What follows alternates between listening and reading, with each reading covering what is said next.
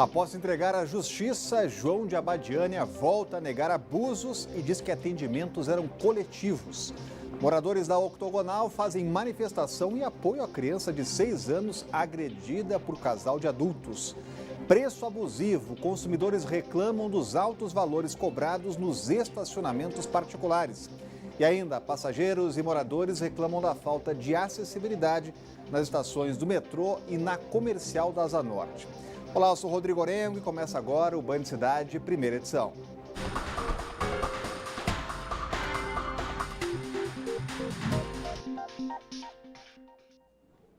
Nessa época do ano, os shoppings e comércios da cidade ficam cada dia mais cheios. O problema é que muitos estabelecimentos cobram preços exagerados pelo estacionamento. Imagine só pagar R$ 40 para ficar 2 horas dentro de um estacionamento. Pois é, nossa reportagem ouviu uma especialista em direito do consumidor que deu algumas dicas do que pode ser feito nessa situação. Acompanhe agora na reportagem.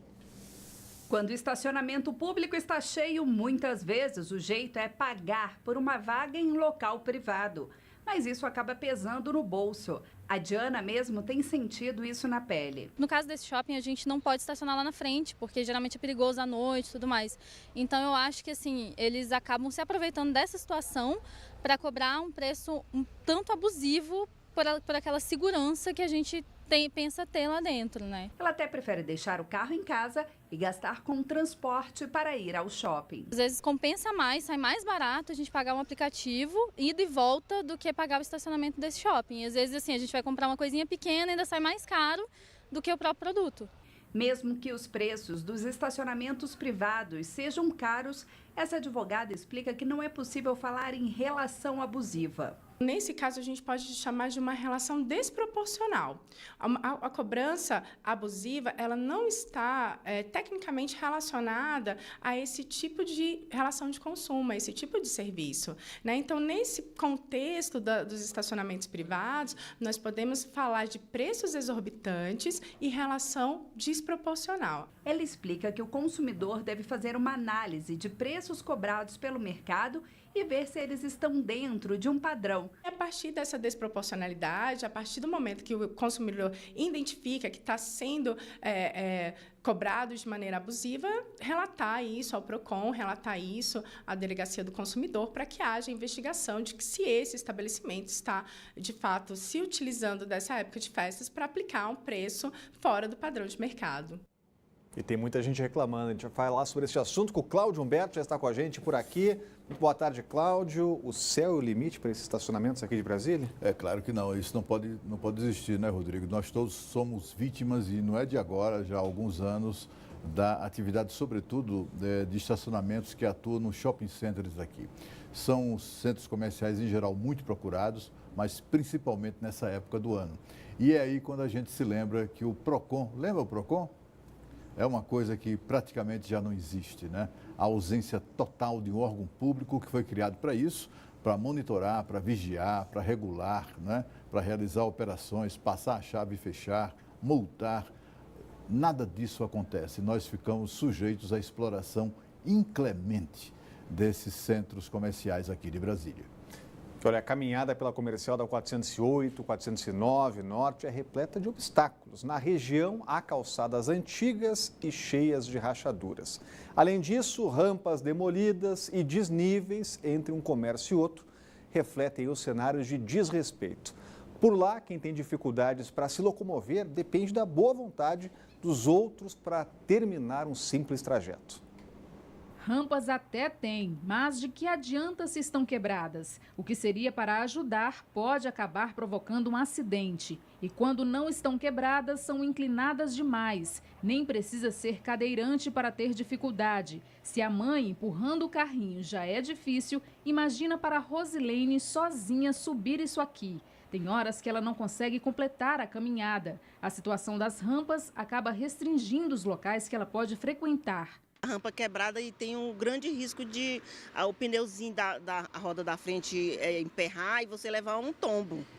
acontece. E os problemas na comercial da quadra 408/409 Norte não param por aí quando o assunto é acessibilidade. No estacionamento de um mercado que fica no local, a dificuldade é causada tanto pelas condições da pista, quanto pelos carros que por diversas vezes param muito próximos ao limite da vaga reservada à pessoa com deficiência. Às vezes algumas pessoas aproximam muito o carro, que impede às vezes, porque você vai tirar a cadeira de rodas, você tem que, a abertura da porta do carro tem que ser total para conseguir tirar e entrar e sair com facilidade. Problemas que aparentemente podem parecer pequenos se você não tem dificuldades de locomoção, mas que podem impedir o direito básico de ir e vir de muitas pessoas. Termina tirando a autonomia, né? Ou seja, vai sair de casa, já fica preocupado, será que eu vou conseguir? Como é que vai ser? Vai ter alguém? Tem que sempre procurar ir nos horários assim mais movimentados para contar com a ajuda de pessoas, né? Nossa produção entrou em contato com os órgãos competentes, mas até agora não tivemos respostas, nem da AGFIS, nem da administração do plano piloto. Cláudio Humberto, é o retrato do descaso? É, do descaso, mas assim, eu vendo numa matéria como essa, uma reportagem como essa, eu só me lembro como seria interessante, e aqui vai uma sugestão para os nossos legisladores, né? Que o Brasil tivesse uma espécie de lei do talião, sabe aquela lei do talião, olho por olho, dente por dente? Uma lei do talião para o caso de acessibilidade. A autoridade que não tomasse providências para, no sentido de garantir o direito de ir e vir das pessoas com dificuldades de locomoção, essas pessoas deveriam ser obrigadas a, durante um determinado tempo, a andar também de cadeira de rodas para ver o que é bom para tosse, né? E aí isso incluiria até o governador, o secretário da área, incluiria os administradores regionais, o prefeito, no caso do município, o presidente do metrô e tantos outros, o DF Trans, esse aí, não se esqueçam desse incompetente também, são pessoas absolutamente insensíveis quanto às pessoas, quanto àquelas que têm dificuldades de locomoção ou qualquer outro tipo de deficiência. Uma boa lei do talião para acessibilidade está na hora de chegar. Agora, as reclamações não param por aí. Pessoas com problemas de locomoção e deficientes visuais reclamam também da falta de estrutura nas estações do metrô.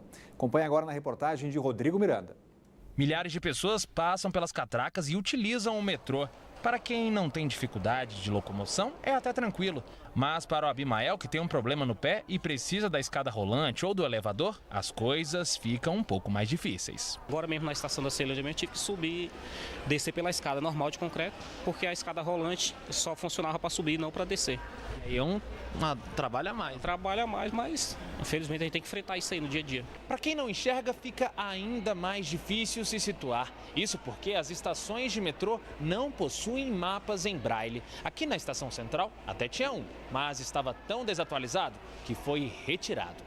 O Marley é deficiente visual e as dificuldades começam antes mesmo de chegar na estação. O piso tátil ele só tem dentro da estação, né? Agora, igual aqui na estação central, seria interessante se nós tivéssemos o piso guiando desde a descida da escada.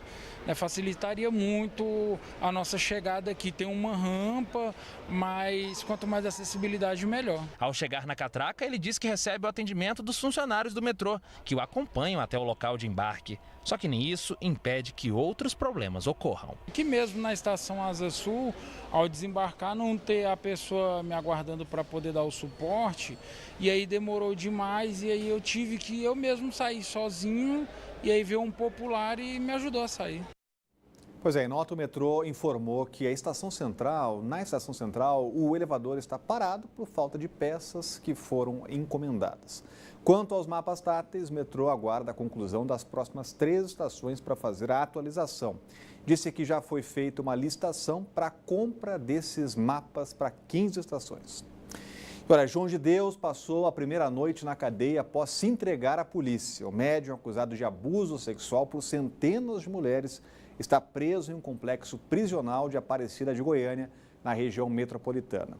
Os detalhes estão chegando ao vivo com a Renata Dourado. É o caso que tem muita repercussão, não é, Renata? Boa tarde. Muita, Rodrigo, muita repercussão. Boa tarde para você, uma ótima semana para todos que estão aí nos acompanhando. Então, o médio se entregou ontem à Polícia Civil por volta de 4h20 da tarde. A prisão foi feita em uma estrada de terra perto de Abadiânia, ali onde ele fazia esses atendimentos famosos no mundo inteiro. Tudo foi negociado entre os advogados dele e os policiais, né, o delegado responsável por esse caso. Os advogados dizem, inclusive, que ainda hoje pretendem entrar com pedido de habeas corpus, ou seja, para que ele seja solto, para que ele seja liberado. Quem acompanhou todo esse processo, o momento da prisão, foi a jornalista Mônica Bergamo, que é a colunista aqui do Grupo Bandeirantes. Ele chegou a dar uma breve declaração a ela assim que foi preso. Vamos ver.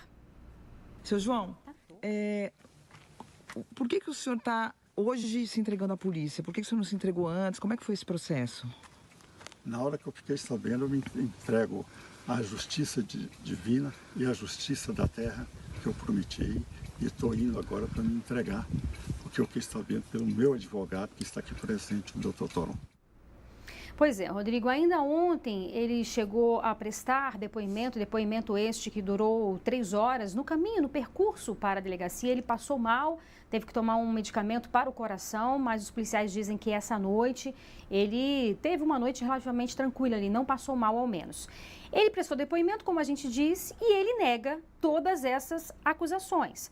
Até agora, ele foi acusado formalmente por 335 mulheres brasileiras e estrangeiras por abuso sexual. Então, as mulheres relataram detalhes de como teriam ocorrido esses abusos. O Ministério Público de Goiás, a gente lembra, criou uma força-tarefa com procuradores, com psicólogas, também tradutores, porque algumas dessas mulheres são estrangeiras, não falam o português. Então, essas investigações continuam, os depoimentos também continuam e a gente também continua acompanhando essa triste história. Rodrigo. Obrigado, Renata. De olho nessa investigação. Olha, veja a seguir, na Octogonal, moradores fazem passeata em apoio à criança de 6 anos agredida por um casal de adultos.